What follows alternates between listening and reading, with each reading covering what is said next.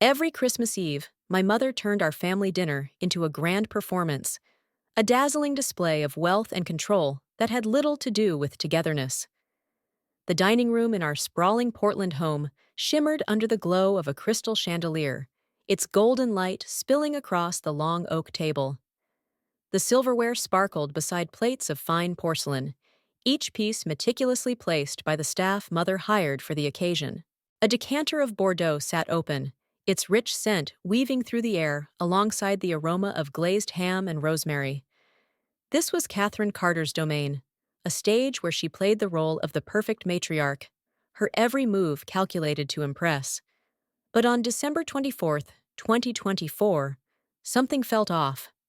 The chair at the head of the table, where Grandfather Henry used to sit, stood empty, a stark reminder of his absence. He'd passed 3 months ago, in September, and that void seemed to pull at the edges of our polished pretense, threatening to unravel it. I took my seat near the far end, smoothing the folds of my black dress, a simple, elegant piece they'd never guess cost more than a month's rent at Laura's upscale condo. Mother presided over the table in a crimson velvet gown, her dark hair swept into an elaborate twist, her smile as practiced as the clink of her wineglass against Father's. Laura, my older sister, sat to her right, her cardiologist's hands steady as she adjusted her napkin, her sapphire earrings glinting in the light. James, my younger brother, lounged to her left, his tech founder swagger evident in the casual tilt of his head and the gleam of his designer watch. The five of us filled the room, but it was Grandfather's empty chair that held the real weight, a silent judge of the scene unfolding beneath the chandelier's glow. "Laura, darling," Mother began, her voice carrying that familiar note of pride. "How's the hospital these days? I hear you're making quite the name for yourself." She leaned forward slightly, her eyes bright with anticipation. Laura's accomplishments were the crown jewels of these dinners, polished and paraded for all to admire. I sipped my water, already knowing where this would lead. It was the same every year, a ritual of praise for the successful Carters, with me cast as the outsider. Laura smiled, a faint blush touching her cheeks. "It's been busy, Mom. Actually, I got some news last week. I'm now head of cardiology, the youngest in the hospital's history." The table erupted in predictable delight. Father, his broad frame softened by years behind a desk, grinned wide enough to show his capped teeth. Mother pressed a monogrammed napkin to her eyes, as if overcome. Though I'd seen her perfect this move a dozen times, James raised his glass, his voice booming. "To Laura, keeping the Carter name shining bright." They clinked glasses, the sound sharp and triumphant, while I traced the rim of my untouched plate with a fingertip. I could have mentioned that my work had quietly saved James's startup from bankruptcy last spring, or that my firm, Horizon Solutions, was a global powerhouse. But they didn't know any of that. To them, I was still Emily, the wayward daughter, the black sheep who'd dared to stray from their gilded path. As their laughter echoed, I glanced at Grandfather's chair again. He'd been the only one who ever saw through this farce, the only one who'd seen me. Tomorrow, at the reading of his will, they'd learn just how wrong they'd been. For now, I sat silent, letting their performance play on. The clinking of glasses faded, but the glow of Laura's triumph lingered, warming the room like a spotlight Mother had trained on her.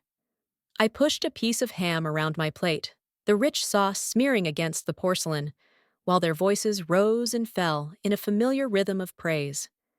This was the Carter family script, Laura and James as the stars, Father and Mother as the proud directors, and me, Emily, relegated to the wings, a shadow they barely noticed. Grandfather Henry's empty chair seemed to watch it all, a quiet witness to the performance I'd endured for years. "Head of cardiology at 32, Father said, his voice thick with awe as he leaned back in his chair. "That's my girl, always pushing the boundaries." Laura basked in it, her smile widening as she twirled her wineglass. "It's a lot of pressure," she said, feigning modesty.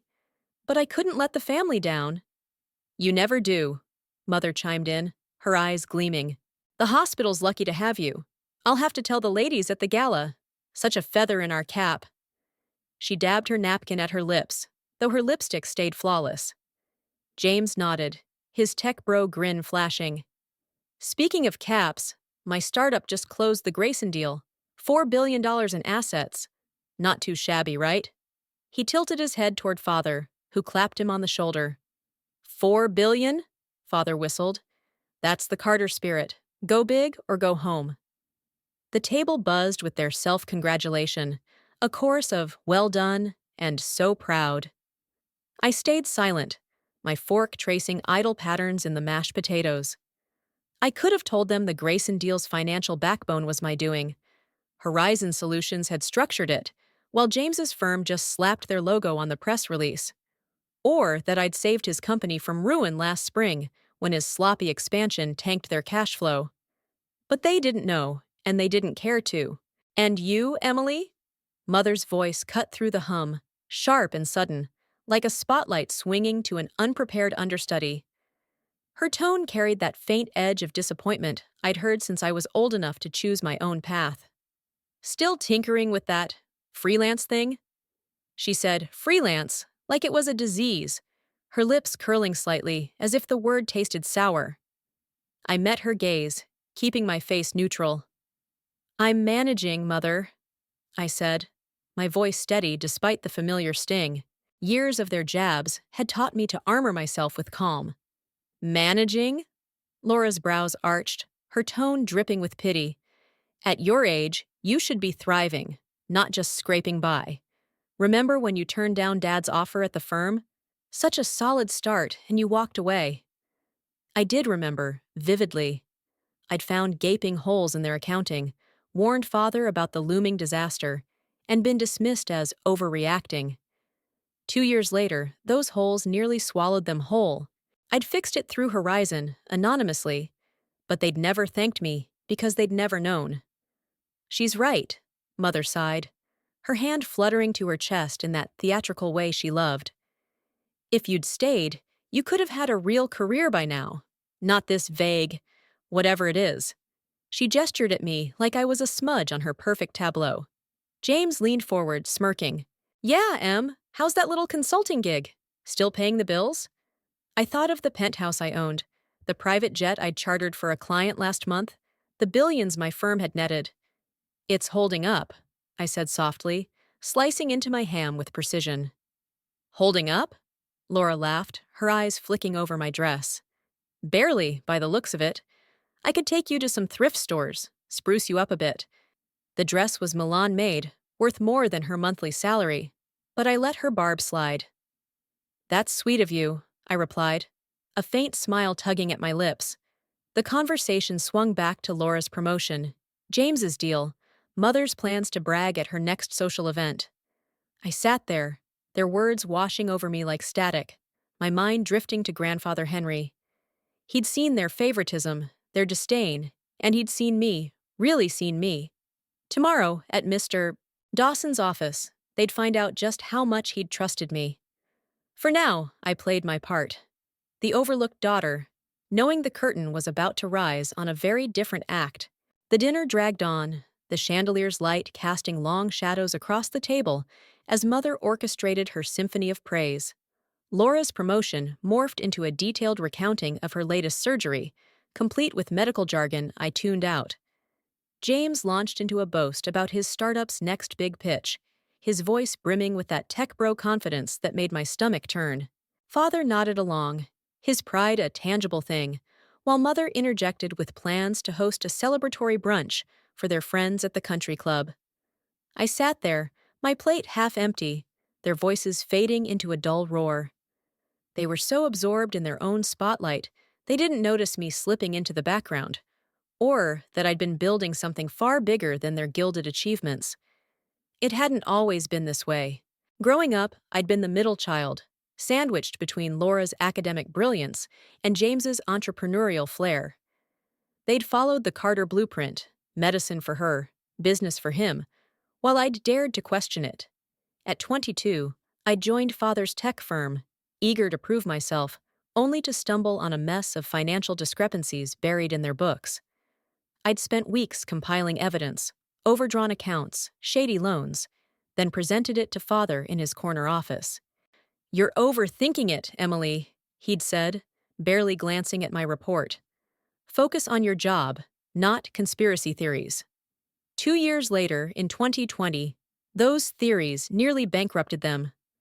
I'd watched from afar as the firm teetered, then stepped in through my own company, Horizon Solutions, to restructure their debt anonymously. They'd called it a miracle turnaround at the next Christmas dinner, never knowing I'd been the architect. Horizon wasn't some whim. It was my rebellion, my redemption.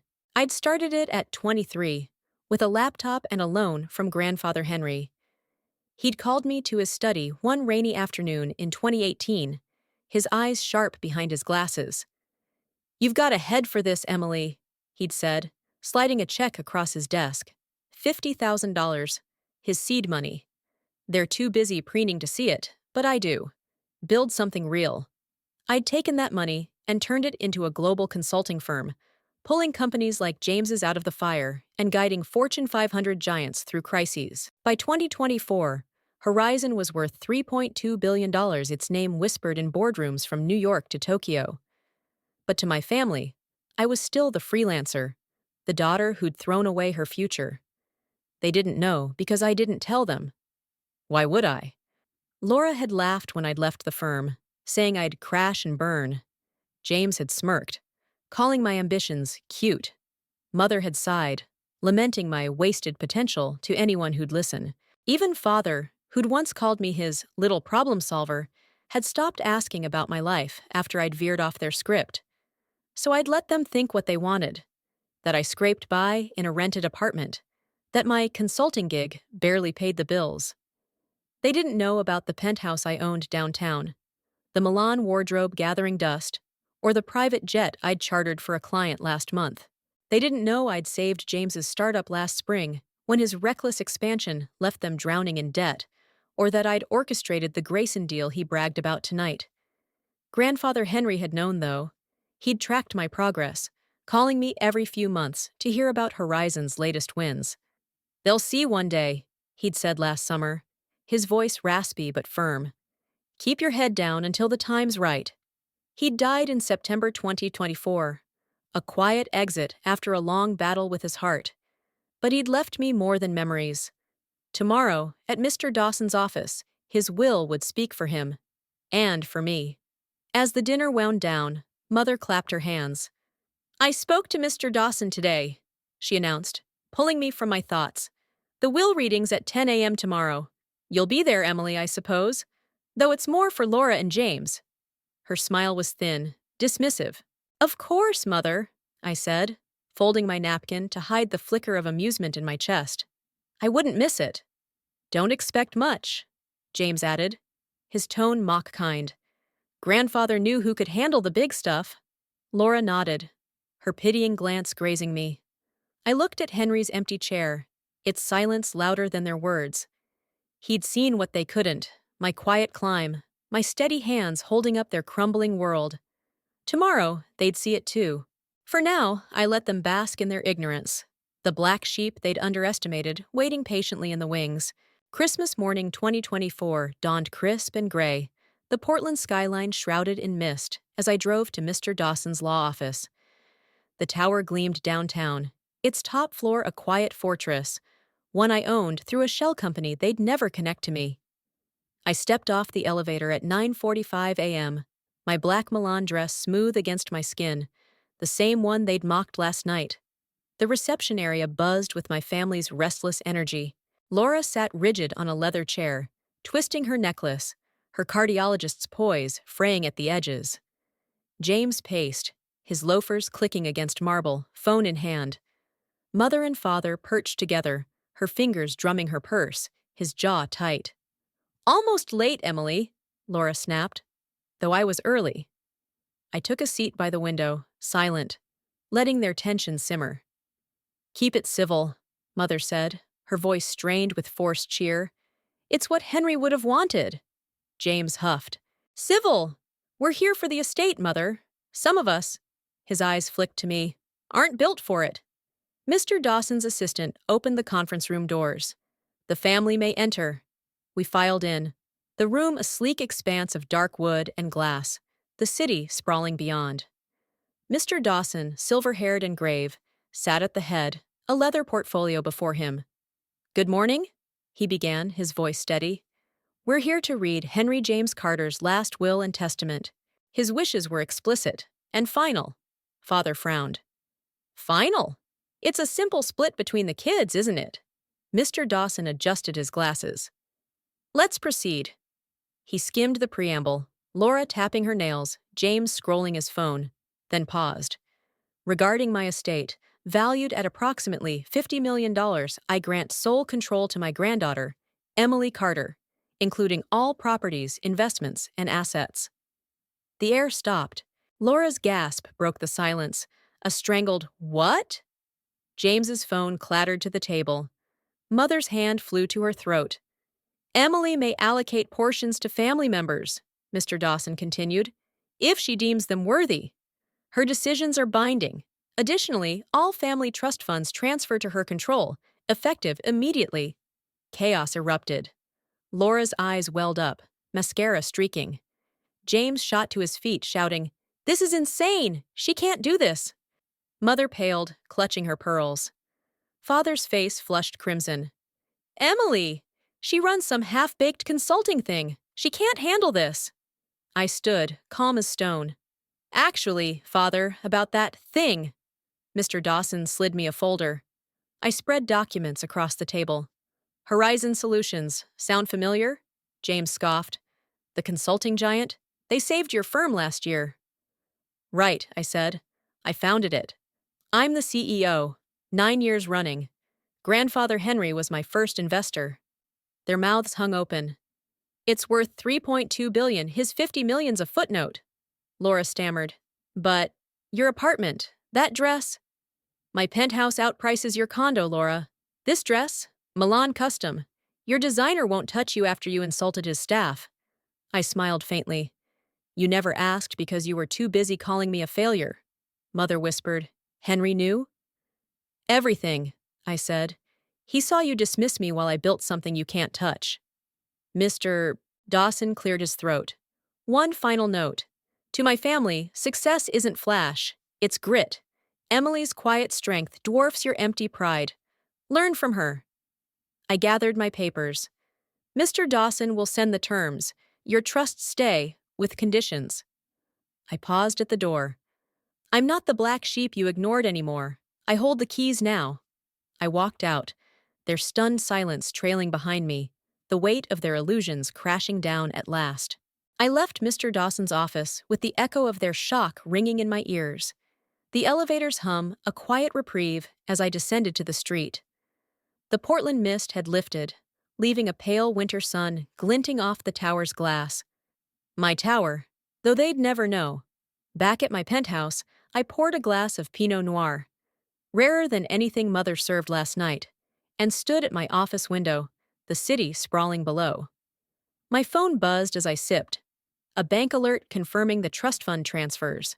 $50 million and their financial futures now rested in my hands. But this wasn't about power. It was about what Grandfather Henry had wanted all along. The fallout came fast. By noon, my inbox overflowed with their pleas.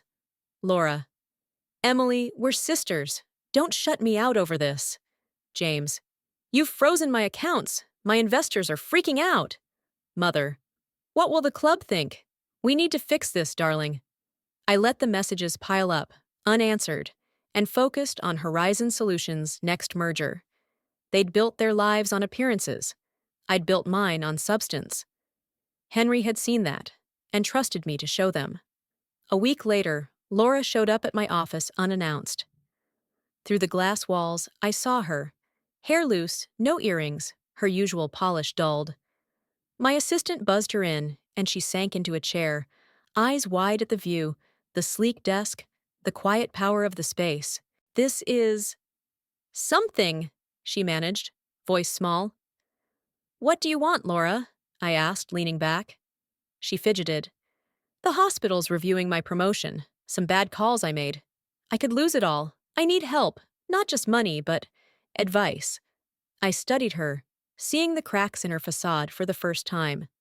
I slid a folder across the desk. her missteps audited, a plan to fix them cleanly. Take it, I said. Henry didn't give me this to ruin you, but to make you earn it. Sigh, James barged in 3 days later, red-faced. You've crippled me, my accounts, my deals. I turned my monitor to show a report. Every client he'd overbilled, every shortcut he'd taken. You recognize this? His bravado melted. How? I dug before I took over, I said. Here's a junior role at a solid firm. Learn to build something honest. He snatched the offer, muttering, but left without a fight. The hardest came last. Mother and father invited me to the house, a rare summons. I walked into the living room, where I'd once faded into the wallpaper, their faces drawn. You saved my firm, father said, voice low. Last year, through Horizon. Why, after everything? I set my briefcase down. Because family should hold each other up, not tear each other down to feel tall. Mother's eyes welled up. We were so wrong, Emily. I nodded. Yes, you were. I laid out new trust terms. No handouts, only merit-based shares. They listened, silent, the weight of their old ways sinking in. A month later, Laura started at a smaller clinic, climbing back honestly. James took the junior gig, grumbling but learning. Mother canceled her gala. Father audited his books. Real steps, not show. I stood in my office one evening, Henry's photo on my desk beside his last letter, opened after the will reading. My dearest Emily, they'll see your strength now. Use it not to punish, but to guide them to better ground. You've built something grand. Help them build too. All my love, Henry. My phone buzzed. Laura, asking for coffee tomorrow, needing tips for her new role. Wear what you want, I texted back, smiling. The city lights twinkled outside, and I felt it. Peace. The black sheep hadn't just taken the reins. I'd become the shepherd, not to lord over them, but to lead them to something real. Henry would have smiled at that.